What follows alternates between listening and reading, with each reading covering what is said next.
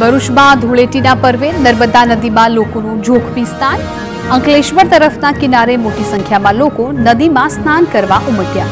કિનારાથી દૂર સુધી લોકો નદીમાં કરી રહ્યા છે સ્નાન। કોઈ દુર્ઘટના બને તો જવાબદાર કોણ એ ચર્ચાતો પ્રશ્ન।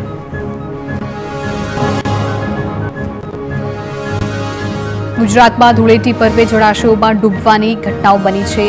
જિલ્લામાં 4 સ્થળોએ જળાશયોમાં કુલ 6 લોકો ડૂબ્યા। ડૂબેલા લોકોને શોધવા ફાયર બ્રિગેડની ટીમો કામે લાગી। કડોદ, મક્તમપુર, રહાડપોર અને જંબુસરમાં શોધખોળ। ધૂળેટી પર્વની ઉજવણી બાદ નદી નાળામાં નાહવા પડ્યા હતા। વડતાલ ધામ સ્વામિનારાયણ મંદિર સંચાલિત સુપ્રસિદ્ધ યાત્રાધામ સાળંગપુરમાં પૂર્ણિમાના દિવસે ગુજરાતના સૌથી મોટા રંગોત્સવની ઉજવણી।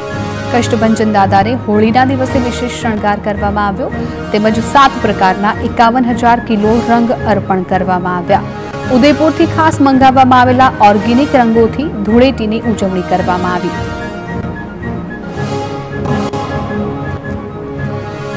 દ્વારકાધીશના મંદિરે ધૂળેટીના પર્વ સાથે ફૂલોત્સવની પૂર્ણાહુતિ થઈ છે। દ્વારકાધીશ જગત મંદિર બહાર પણ હજારો ભક્તો ધૂળેટી રમ્યા। ઢોલ મંજીરાના તાલ અને ગુલાલ સાથે મોટી સંખ્યામાં લોકો એકબીજાને રંગ લગાવ્યા। ભક્તોએ જય દ્વારકાધીશના નારા લગાવ્યા। અરવલ્લીના યાત્રાધામ શામળાજી ખાતે રંગના પર્વની ઉજવણી। ભગવાન શામળિયા અબીલ ગુલાલ રંગે રંગાયા। ચાંદીની પિચકારીથી કેસુડાનો રંગ લગાડવામાં આવ્યો। રંગોત્સવના પાવન પર્વે ભગવાનને કરાયો વિશેષ શણગાર। વહેલી સવારથી જ મોટી સંખ્યામાં ભક્તોનો ધસારો। ડાંગમાં ઉજવાયો વર્ષો જૂની પરંપરા મુજબનો હોળી ઉત્સવ। ડાંગના આદિવાસી વિસ્તારમાં હોળી એક નહીં પરંતુ 5 દિવસ ઉજવાય છે। વાસુરણામાં હોળી ઉજવવા લોકો દૂર દૂરથી આવે છે। સાંજના સમયે ગામની મહિલાઓ પરંપરાગત ગીતો ગાઈને રાજાને તેમના ઘરે લેવા જાય છે અને રાજા પોતાની પ્રજા વચ્ચે હોળી ઉજવવા જાય છે। ત્યારબાદ ડાંગના લોકો પોતાની બાધા માનતા પૂરી કરે છે। નર્મદાના રાજપીપળાના માર્ગો પર આદિવાસી લોકોએ ઘેરૈયા નૃત્યની રમઝટ બોલાવી। વિવિધ જાતના પોશાક અને વેશભૂષામાં શેઠ સાહુકારોને ત્યાં જઈને ઘેર ઉઘરાવી। સાથે મોરપીંછ, કમર પર મોટા ઘૂઘરા, ઢોલ મંજીરા અને વિવિધ યંત્રો સાથે કર્યું ઘેરૈયા નૃત્ય।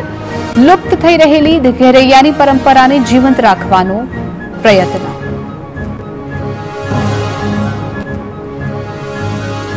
જૂનાગઢના વંથલીના ધંધુસર ગામે ધૂળેટીના દિવસે ગરદબ યાત્રાનો અનોખો મહિમા। ગામમાં તાજા જન્મેલા બાળકના ઘરેથી બાળક સાથે વડીલને શણગારેલા ગરદબ પર બેસાડી રાની સવારી કરવામાં આવે છે। ગ્રામજનોએ એકઠા થઈ રા યાત્રાના વધામણા કરી વિશેષ પૂજા અને પોખણા કરે છે। રા યાત્રા કાઢવાથી બાળકમાં કોઈ ડર રહેતો નથી અને તે સ્વસ્થ રહે છે તેવી માન્યતા। મહેસાણાના વિસનગરમાં રંગોથી નહીં પરંતુ એકબીજાને ખાસડા મારીને ધૂળેટી ઉજવાય। છેલ્લા 100 વર્ષથી ચાલતી આવે છે પરંપરા। ખાસડા યુદ્ધ દરમિયાન જેને ખાસડું વાગે તેનું સમગ્ર વર્ષ સારું જવાની માન્યતા। યુદ્ધ પૂરું થયા બાદ વિજેતા જૂથ સમગ્ર વિસ્તારમાં ઘરે ઘરે ફરીને ખજૂર ઉઘરાવી શહેરીજનોને વહેંચે છે। સાબરકાંઠાના મજરા ગામે હોલિકા દહન વખતે અંગારા પર ચાલવાની છે પરંપરા। યુવાનો દિવસ દરમિયાન લાકડા એકત્રિત કરી ભૈરવ દાદાના મંદિર પાસે હોલિકાનું દહન કરે છે। જે બાદ ધગધગતા અંગારાઓના ઢગલા પરથી ખુલ્લા પગે દર્શનાર્થીઓ શ્રદ્ધાપૂર્વક પસાર થાય છે। દૂર દૂરથી ભૈરવ દાદાના મંદિરે આવે છે દર્શનાર્થીઓ। ગાંધીનગરમાં સહાય ફાઉન્ડેશને રંગોત્સવ યોજ્યો। ગાંધીનગરના ધારાસભ્ય રીટા પટેલે સમગ્ર કાર્યક્રમનું આયોજન કર્યું। મિત્રો, પરિવાર અને સમર્થકો સાથે ધૂળેટીની ઉજવણી કરવામાં આવી। ડીજેના તાલે લોકો હર્ષોલ્લાસથી એકબીજાને રંગ લગાવીને ઝૂમ્યા। ધૂળેટી પર્વની દેશભરમાં ઉજવણી। અમદાવાદમાં નેતાઓ પણ ધૂળેટીના રંગે રંગાયા। વેજલપુર ધારાસભ્ય અમિત ઠાકર કાર્યકરો સાથે રમ્યા ધૂળેટી। નેતાજીએ ખુદ ઢોલ નગારા સાથે રંગોની છોડો ઉડાવી ઉજવણી કરી। મોટી સંખ્યામાં કાર્યકરો અમિત ઠાકર સાથે ધૂળેટી રમવા માટે આવ્યા।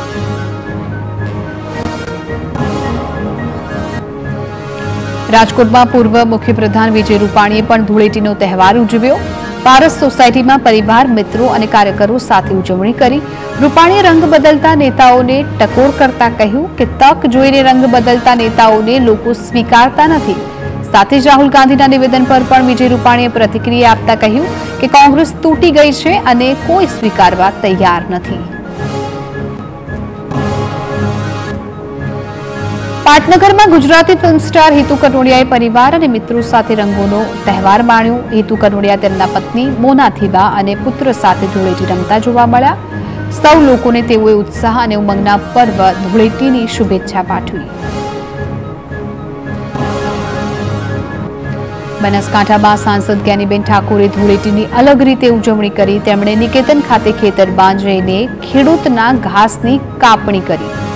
સાથે જ જય જવાન જય કિસાનના નારા લગાવ્યા। તેમણે ખેડૂતની મદદ કરીને ધૂળેટીના પર્વની ઉજવણી કરી। તેમના કામની લોકોએ સરાહના કરી। રાજ્યના શિક્ષણ પ્રધાન કુબેર ડિંડોરની હોળીની ઉજવણીના દ્રશ્યો સામે આવ્યા। કુબેર ડિંડોરે મહીસાગરના માનગઢ ધામ ખાતે આસ્થા અને ગુલાલના રંગો સાથે ધૂળેટી ઉજવી। માનગઢ ડુંગર ખાતે સ્થાનિકો સાથે ભક્તિ અને હોળીના રંગે રંગાયા। સ્થાનિકોએ ઢોલ નગારા વગાડીને નાચગાન કર્યું। તેમની સાથે કુબેર ડિંડોર પણ દેશી ઢોલ વગાડીને આદિવાસી નૃત્ય કરતા જોવા મળ્યા। ભરૂચના જંબુસરમાં ધૂળેટી પર્વની ઉજવણીમાં અનોખી પરંપરા જોવા મળી। પાંજરાપોળ પટેલ ખડકીમાં હોળિકાના પ્રેમી ઇલ્લાજીની માટીની પ્રતિમાની સ્મશાન યાત્રા કાઢવામાં આવી।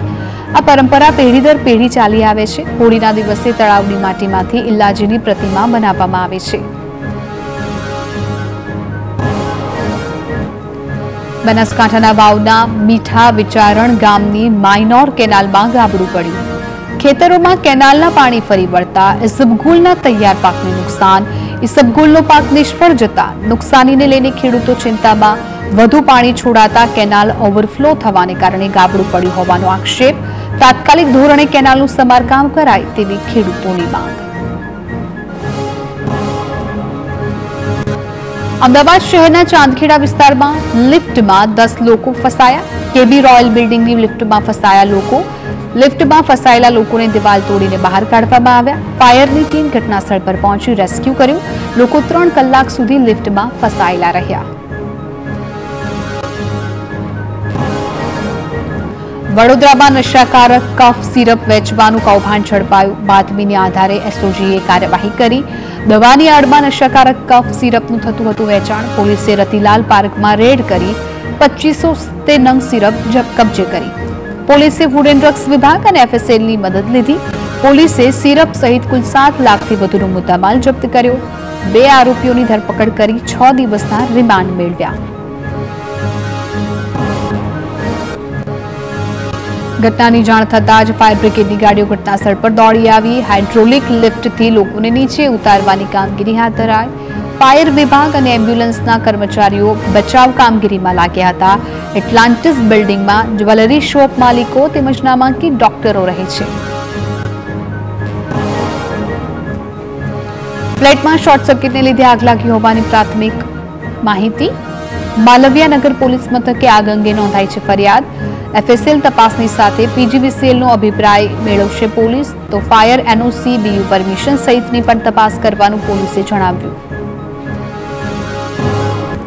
અકસ્માત સર્જ્યા બાદ કાર ચાલકે કારની બહાર નીકળીને લવારા કર્યા।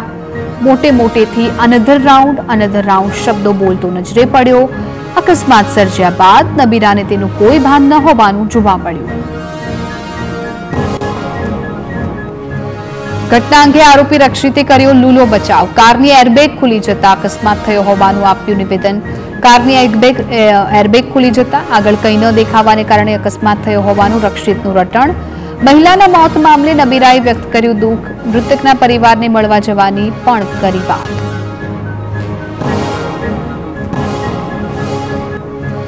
પોલીસે તાત્કાલિક લુખ્ખાઓને ઝડપી ભણાવ્યો કાયદાનો પાઠ। ગણતરીના સમયમાં જ પોલીસે 14 આરોપીઓને પકડી પાડ્યા। નિરાંત ચોકડી પાસે બાઇક પર આવેલા શખ્સોએ મચાવ્યો હતો આતંક।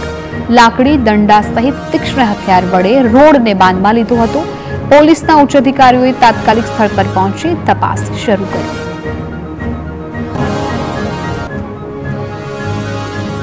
લુખ્ખા તત્વોના આતંકની ઘટનાને ભાજપના પ્રદેશ કન્વીનર યજ્ઞેશ દવેએ વખોડી છે, કહ્યું કે આ પ્રકારની ઘટના નિંદનીય, સભ્ય સમાજમાં આવી ઘટના શોભે નહીં. પોલીસે ગણતરીના કલાકોમાં આરોપીને પકડ્યા.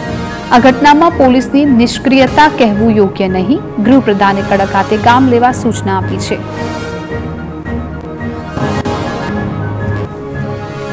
સુરતના સચિન હોજીવાલા વિસ્તારમાં લાગી આગ. એક સાથે 2 કંપનીમાં આગ લાગી.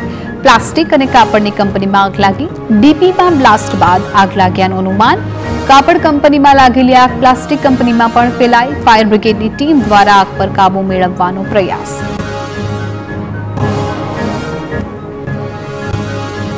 સુરતના સચિન વિસ્તારમાં આગની બીજી ઘટના સામે આવી. રામેશ્વર પાસે કાપડના ગોડાઉનમાં લાગી આગ. અચાનક આગે વિકરાળ સ્વરૂપ ધારણ કરતા ફાયર વિભાગે મેજર કોલ જાહેર કર્યો. હાલ આગ પર કાબુ મેળવી લેવામાં આવ્યો. પંચમહાલના ઘોડા ગામ પાસે માર્ગ અકસ્માત બાદ સ્થાનિકોએ કર્યો ચક્કાજામ. ગોધરા હાલોલ હાઈવે બ્લોક કરી ધરણા પર બેઠા સ્થાનિકો. વારંવારની બનતી અકસ્માતની ઘટનાઓ સામે લોકોમાં રોષ. હાઈવે પર આપવામાં આવેલું કટ સાંકડો હોવાથી વારંવાર અકસ્માત થતા હોવાનો સ્થાનિકોનો આક્ષેપ. પોલીસે સ્થળ પર પહોંચી લોકોને સમજાવ્યા બાદ રસ્તો ખુલ્લો કર્યો.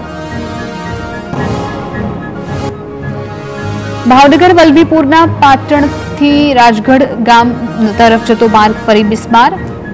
ફરીથી ડામર ઉખડી જવાની સમસ્યા થતા 20 ગામના લોકોને હાલાકી. થોડા સમય અગાઉ જ માર્ગ પર કરવામાં આવ્યું હતું 6 કિલોમીટરનું રીકાર્પેટિંગ. બિસ્માર માર્ગને લઈને સ્થાનિકો દ્વારા અનેકવાર માર્ગ મકાન વિભાગને કરવામાં આવી હતી રજૂઆત. રાજકોટના ગોંડલમાં રાજકુમાર જાટ મૃત્યુ કેસમાં શંકાઓનું સમાધાન થયું. રાજકુમારનું મોત અકસ્માતમાં જ થયું હોવાનો પોલીસનો ખુલાસો. પોલીસે ખાનગી બસના ડ્રાઈવરની ધરપકડ કરી છે. પોલીસે અકસ્માત સ્થળથી કુવાડવા સુધીના 150 જેટલા સીસીટીવી ફૂટેજ ચેક કર્યા હતા. ડમ્પર ચાલકે આપેલી લીડને આધારે પોલીસ બસ ડ્રાઈવર સુધી પહોંચી.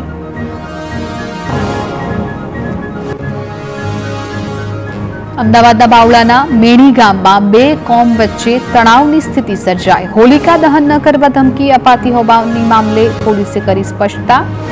2 ખેડૂતો વચ્ચેના ઝઘડાને ધાર્મિક રંગ અપાઈ રહ્યો હોવાનો પોલીસનો દાવો. હોલિકા દહન ન કરવા ધમકી આપી રહ્યા હોવાનો વિડીયો થયો હતો વાયરલ. ગામના લોકોને અન્ય કોમના લોકો ધમકી આપતા હોવાના આક્ષેપ. અમદાવાદ મહાનગરપાલિકાની સાપ્તાહિક કારોબારી સમિતિની બેઠક મળી, જેમાં રિવરફ્રન્ટના ફેઝ 2 અંતર્ગત નવા બ્રિજ અંગે નિર્ણય લેવામાં આવ્યો. નવા બ્રિજ માટે જમીનનો કબજો મેળવવામાં આવશે. વર્ગ 1 થી 3 સુધીની મહિલા કર્મચારીઓ માટે ડ્રેસ કોડ પણ નક્કી કરવામાં આવ્યો. ડ્રેસ કોડ માટે કોર્પોરેશન તરફથી 55 લાખનો ખર્ચ. જર્જરિત મકાનોનો સર્વે કરવા અધિકારીઓને અપાયા આદેશ. સુરતના શિવશક્તિ ટેક્સટાઇલ માર્કેટમાં આગની ઘટના બાદ બેઝમેન્ટમાંથી માલ સામાન કાઢવાની શરૂઆત. બેઝમેન્ટની 20 દુકાનોમાંથી 1 કરોડ 51 લાખ રૂપિયાની કિંમતનો માલ સામાન મળ્યો. અત્યાર સુધી 52 લાખથી વધુની રોકડ પણ દુકાનોમાંથી સુરક્ષિત મળી. વેપારીઓ દુકાનમાંથી માલ સામાન કાઢવા માટે અધીરા બન્યા. નુકસાન ઓછું થયું હોય તેવી વેપારીઓની પ્રાર્થના.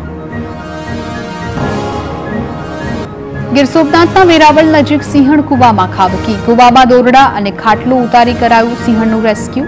સિંહણ કુવામાં ખાબક્યાની ખેડૂતને થઈ હતી જાણ, જેને પગલે વન વિભાગને બોલાવાતા વન વિભાગના અધિકારીઓએ કર્યું સિંહણનું રેસ્ક્યુ.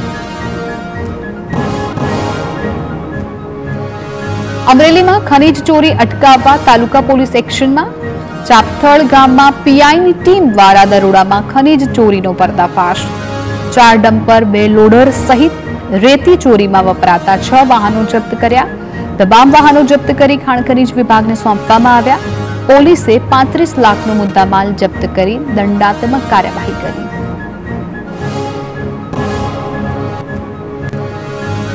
ભાવનગરમાં ઓનર કિલિંગ કેસમાં આરોપીના રિમાન્ડ મંજૂર. કોર્ટે 2 આરોપીઓના 3 દિવસના રિમાન્ડ મંજૂર કર્યા છે. કાકા અને પિતાએ જ કરી હતી પુત્રીની હત્યા.